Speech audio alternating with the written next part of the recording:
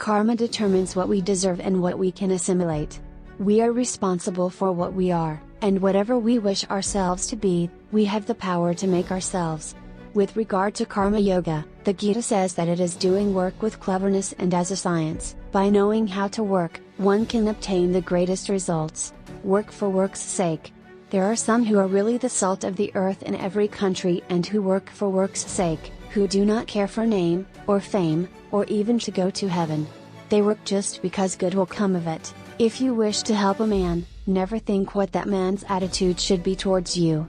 If you want to do a great or a good work, do not trouble to think what the result will be. Excessive attachment to food, clothes, and the tending of the body, and the dressing of the hair should be avoided.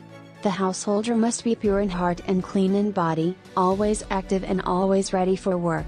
If a man retires from the world to worship God, he must not think that those who live in the world and work for the good of the world are not worshiping God. Everything we do, physical or mental, is karma, and it leaves its marks on us.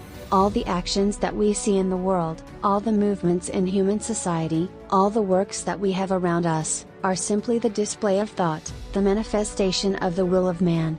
Machines or instruments, cities, ships, or men of war, all these are simply the manifestation of the will of man, and this will is caused by character, and character is manufactured by karma. A fool may buy all the books in the world, and they will be in his library, but he will be able to read only those that he deserves to, and this deserving is produced by karma.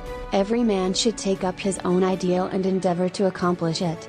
That is a surer way of progress than taking up other men's ideals, which he can never hope to accomplish. Take up one idea, make that one idea your life, think of it, dream of it, let the brain, muscles, nerves, every part of your body be full of that idea, and just leave every other idea alone.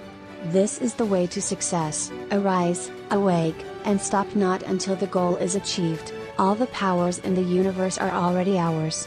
It is we who have put our hands before our eyes and cry that it is dark. Take risks in your life. If you win, you can lead. If you lose, you can guide. Talk to yourself once in a day, otherwise, you may miss meeting an excellent person in this world. Be a hero.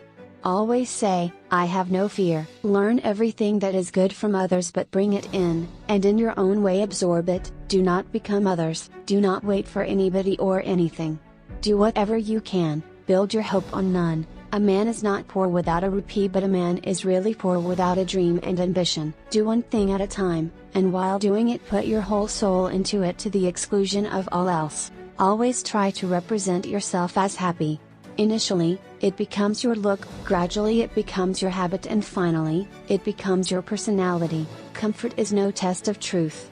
Truth is often far from being comfortable. The fire that warms us can also consume us. It is not the fault of the fire. When you are doing any work, do it as worship, as the highest worship, and devote your whole life to it for the time being. Believe in yourself and the world will be at your feet. Don't look back, forward. Infinite energy, infinite enthusiasm, infinite daring, and infinite patience, then alone can great deeds be accomplished. Each work has to pass through these stages: ridicule, opposition, and then acceptance.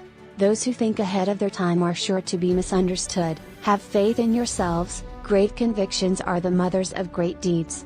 The cheerful mind perseveres and the strong mind hews its way through 1,000 difficulties. You have to grow from the inside out. None can teach you, none can make you spiritual. There is no other teacher but your own soul. Please subscribe my channel Sanjib Motivation and like please.